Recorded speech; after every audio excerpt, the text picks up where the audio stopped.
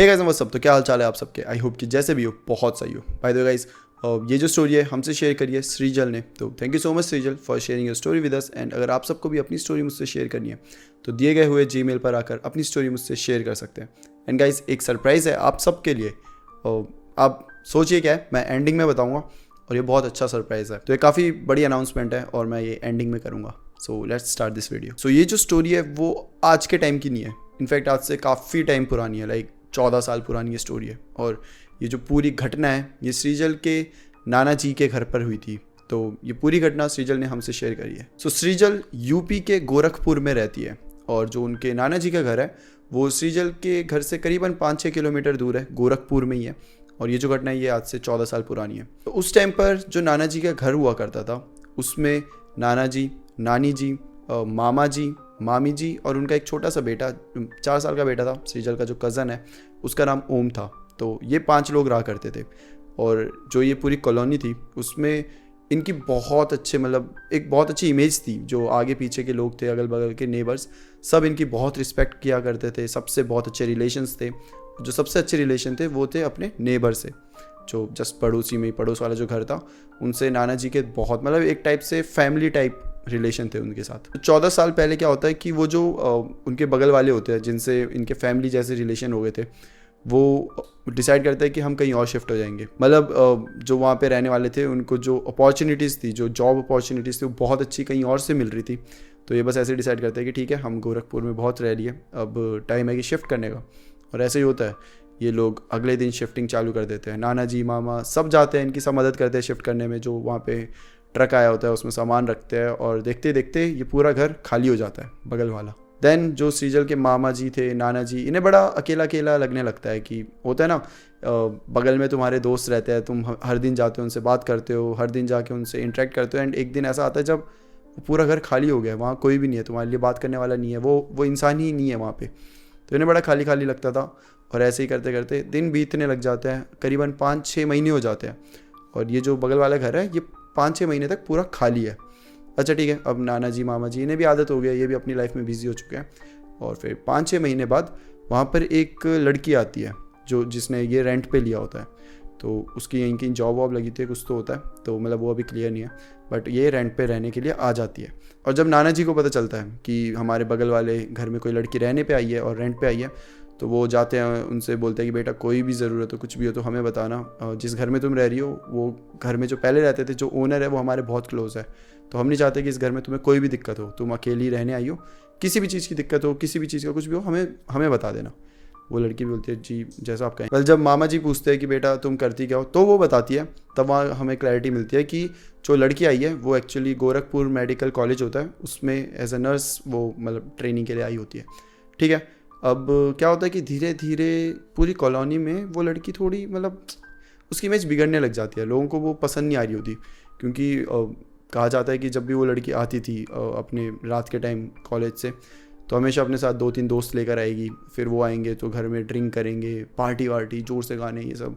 और उस टाइम पे तो लोग इतने ओपन भी नहीं थे, मतलब कि अब तो शायद समझ जाएं कि अच्छा ठीक है लोग हैं पार्टी वार्टी कर रहे हैं, बट उस टाइम पे बड़ा बुरा माना जाता था कि यार सब सो रहे हैं, तुम क्या कर रहे हो, ये और ये क्या है, लड़के लेकर आ रहे हो, ये सब ऐसा। तो उसकी थोड़ी इमेज वहाँ पे काफ़ी बिगड़ चुकी थी। तो एक दिन जब वो कॉलेज से घर आती है तब साथ में 2 लड़के लेकर आती है।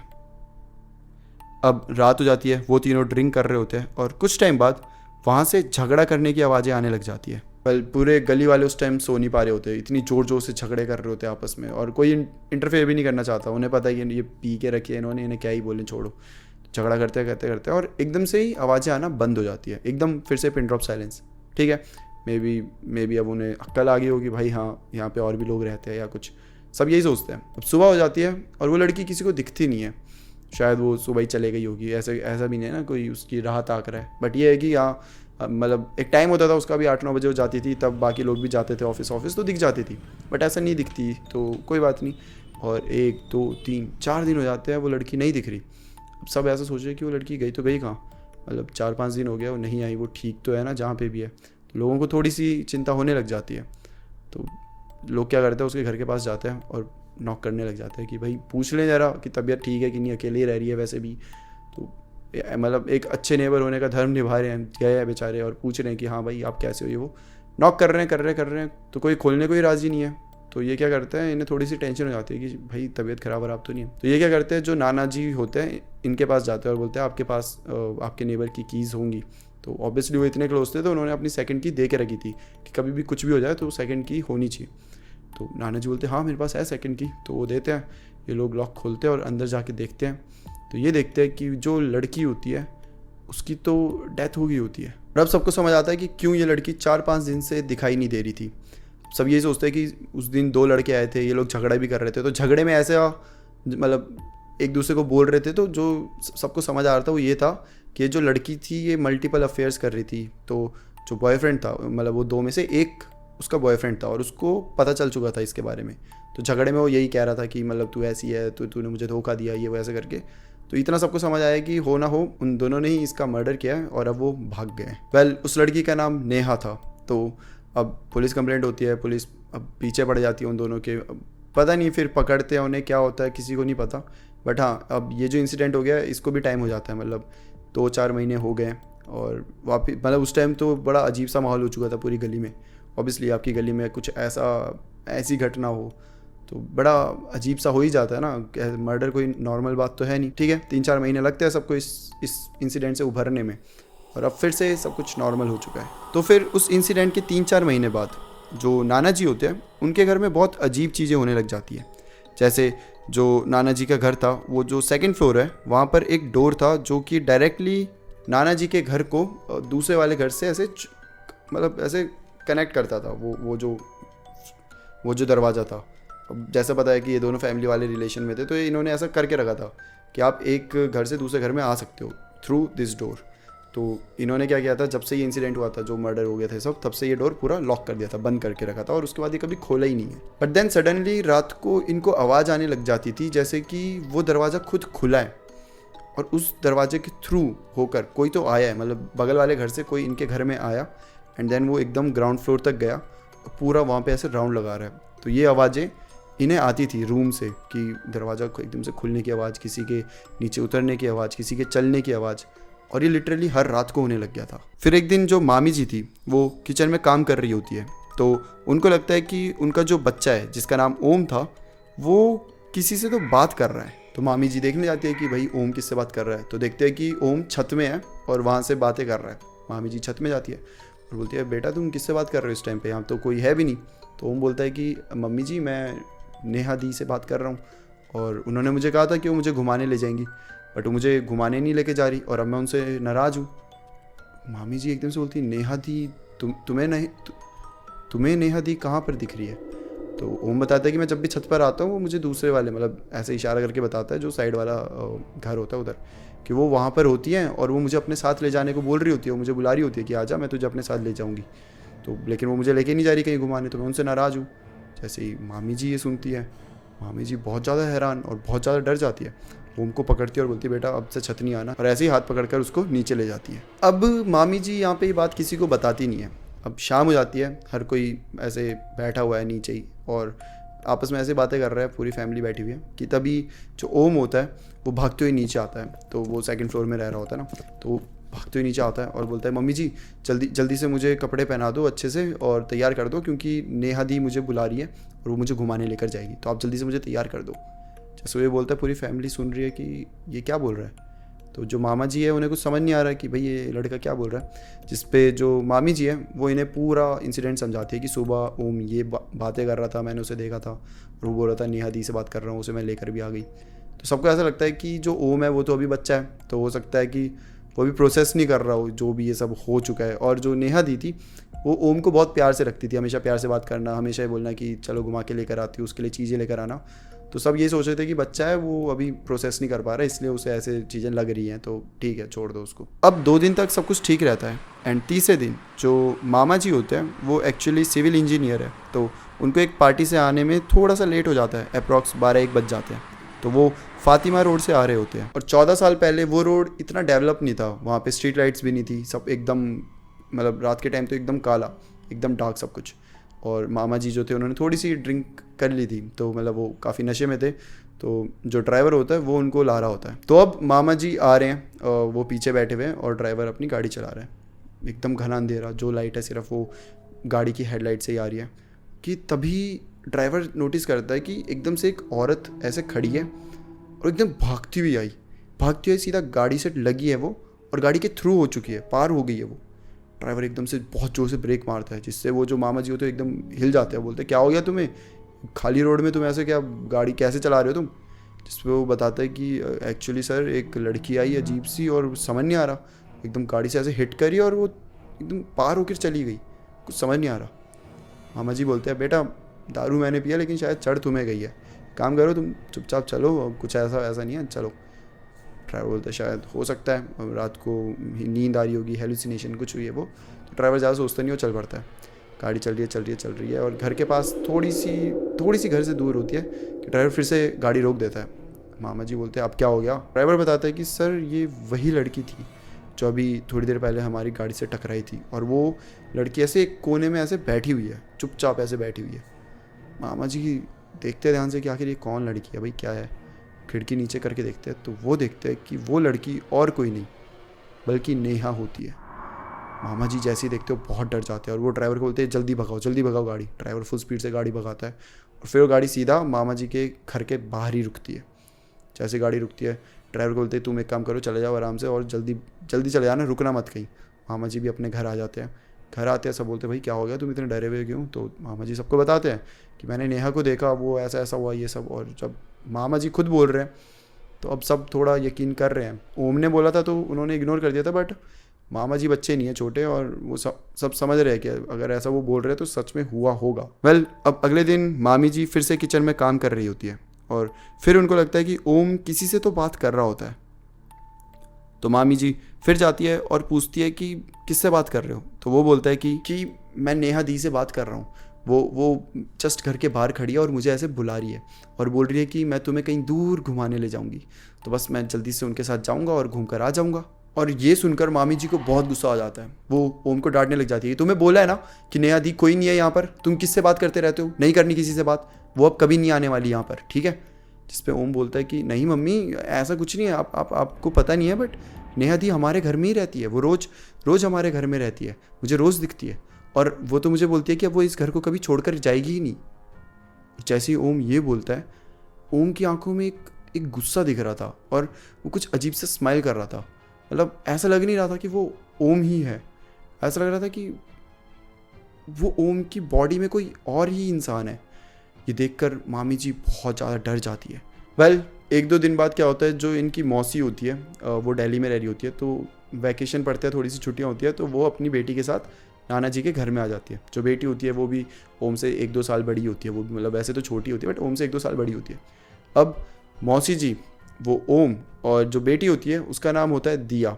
तो ये तीनों टेरेस में खेल रहे हैं, ओम और दिया खेल रहे कि तभी इन दोनों में आपस में झगड़ा हो जाता है। ऐसे ही बच्चे होते हैं तो झगड़ा कर देते हैं, जिस पे ओम बोलता है मैं दादी जी के पास जा रहा हूँ, मैं तुम्हारे साथ नहीं रहने वाला, मैं उनके पास जा रहा हूँ। तो दिया बोलती है हाँ ठीक है चले जा, और ओम चले जाता है नीचे। थोड़ी देर बाद, करीबन 4-5 मिनट बाद, ओम वापस ऊपर आता है और दिया को बोलता है कि चलो खेलते हैं। दिया बोलती है ठीक है, और ये फिर से खेलने लग जाते हैं और थोड़ी देर बाद फिर से इनमें लड़ाई हो जाती है, जिस पर अब दिया बोलती है कि तू चीटिंग करता रहता है, मैं तेरे साथ नहीं खेलूंगी, मैं नीचे जा रही हूँ। फिर ओम बोलता है कि हाँ ठीक है भाई चले जा। अब दिया नीचे आ जाती है, मतलब गुस्से में एकदम। और जब वो नीचे आती है वो देखती है कि 2nd फ्लोर पर ओम तो अपने रूम में ही है। इनफैक्ट जो मौसी जी है वो भी रूम में है। ओम की मम्मी और मौसी जी, ये तीनों रूम में होते हैं। दिया को कुछ समझ नहीं आ रहा कि ओम तो अभी ऊपर था। दिया ऊपर फिर से जाती है ओम को देखने के लिए, बट इस बार वो देखती है कि वहाँ पर ओम नहीं बल्कि एक लड़की है जो कि दिया को देख के बड़ी अजीब सी इविल जैसी स्माइल कर रही है।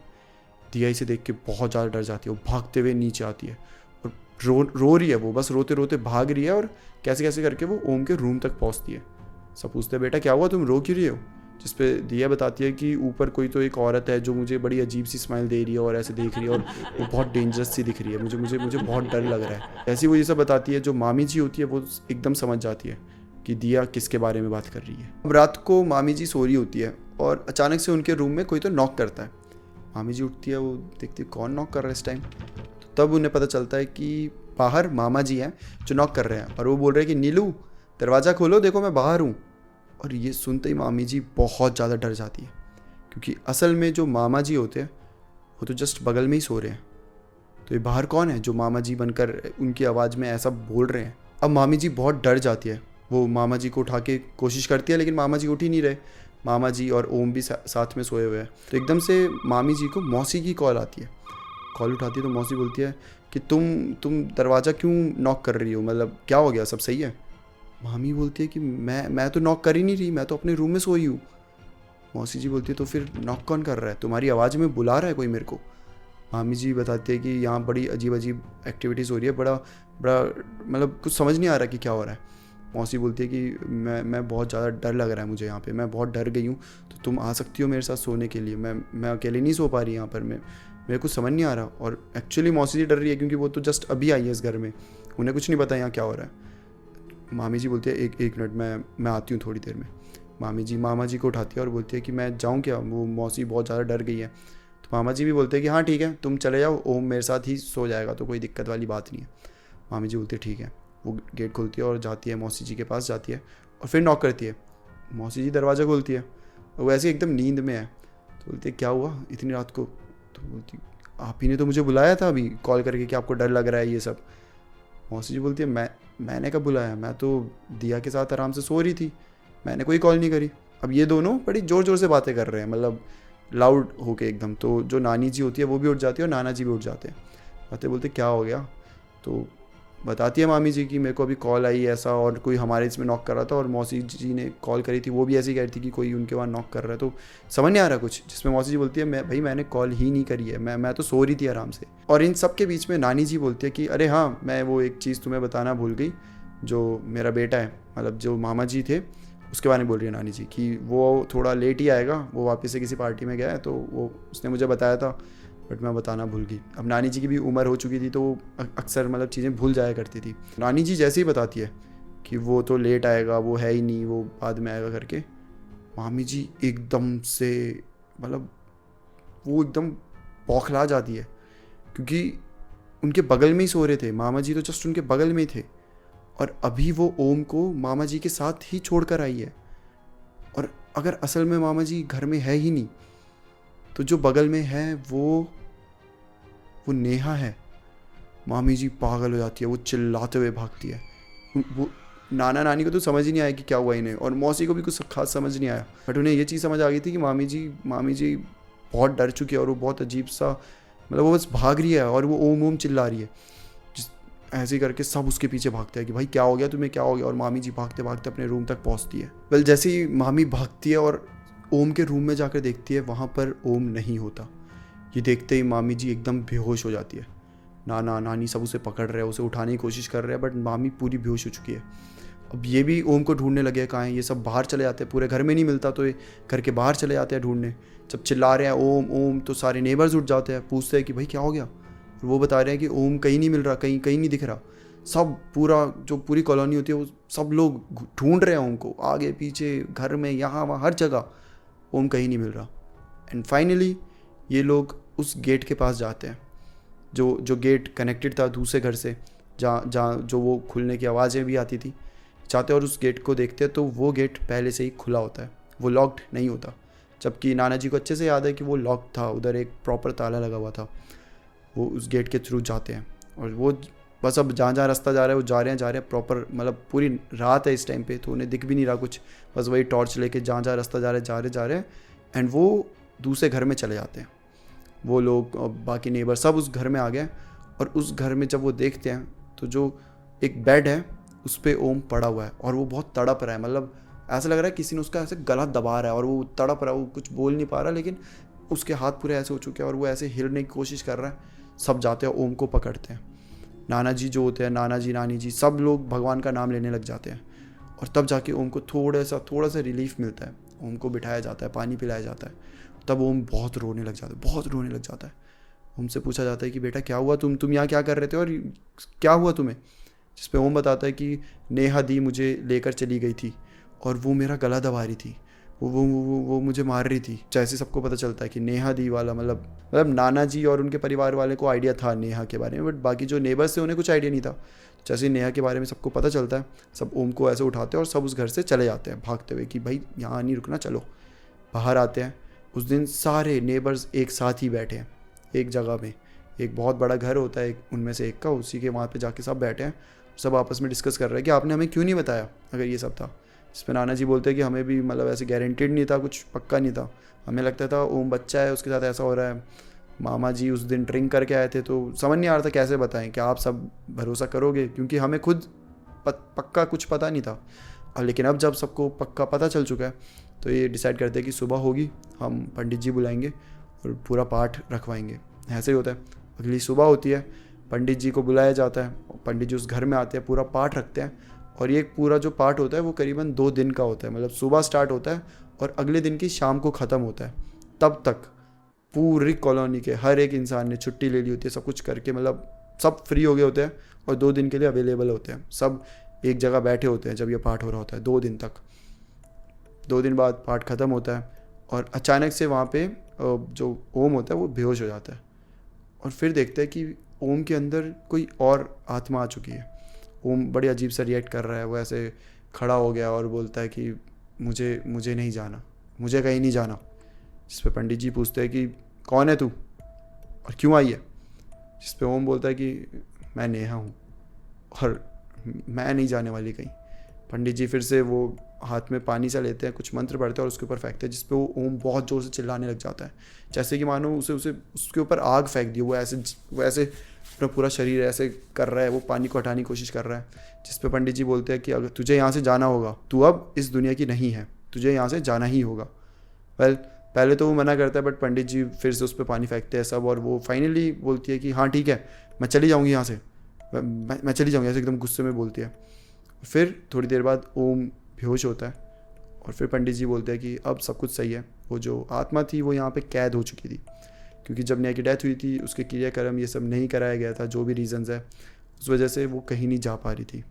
और वो जब कैद हो गई तो वो इविल आत्मा बन चुकी थी।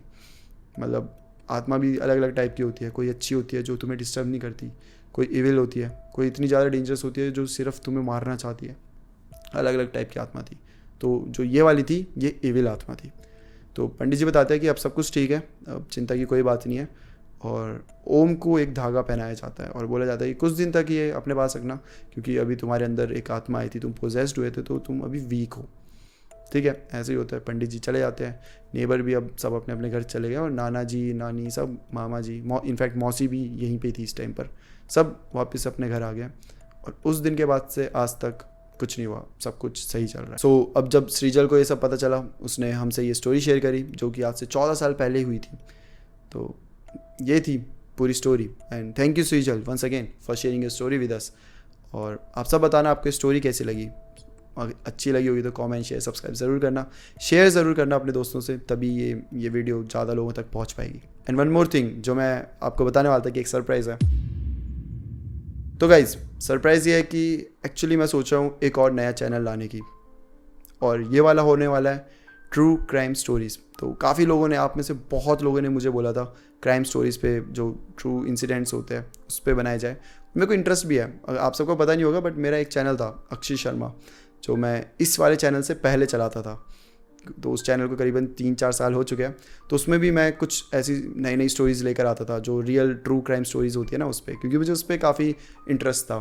बट फिर टाइम बीतता गया, हमारा अल्फा की वाला चैनल ग्रो हुआ और वहाँ जो मैं ट्रू क्राइम स्टोरीज़ लाता था उसे उतना कुछ खास अटेंशन मिल नहीं रही थी, और टाइम की कमी होने की वजह से मैंने वो चैनल बंद कर दिया और अल्फा की पे ही ध्यान दिया। बट आई गेस जो वो मेरा इंटरेस्ट था ना ट्रू क्राइम स्टोरीज़ वाला, क्योंकि मुझे एक्चुअली बहुत ऐसे क्राइम्स पता है जो कि आपने सुने नहीं होंगे, और जब आप सुनोगे तो लिटरली मतलब आप हैरान रह जाओगे कि दुनिया में क्या क्या हो रहा है। मैं सोच रहा हूँ एक ऐसा चैनल लाया जाए। तो मुझे बताओ, आर यू एक्साइटेड, और आपका क्या मानना है इस पूरी चीज़ को लेकर, एक नए चैनल को लेकर आपकी क्या सजेशंस है। So that's it for today. अभी मैं जस्ट सोच रहा हूँ, एक बार मैं बना दूंगा पूरा चैनल अच्छे से, अपन नाम रखेंगे। हाँ, और नाम ज़रूर सजेस्ट करना, मेरे ट्रू क्राइम वाले जो चैनल होगा उसके लिए नाम ज़रूर सजेस्ट करना, जो अच्छा नाम होगा वो हम रखेंगे। एंड लेट्स सी कैसा चलता है वो। मैं अपना 100% दूंगा उस पर, ऑब्वियसली मेरा इंटरेस्ट भी है तो, और उसमें सब कुछ मैं टॉप नॉच रखने वाला हूँ, स्टोरीज़, एडिटिंग, स्टोरी टेलिंग, सब कुछ। So I am very excited and I really hope कि आप भी मेरे जितने एक्साइटेड होंगे। सो या दैट्स इट फॉर टुडे। फिर मिलते हैं हम किसी और टॉपिक के साथ, तब तक के लिए bye bye and take care.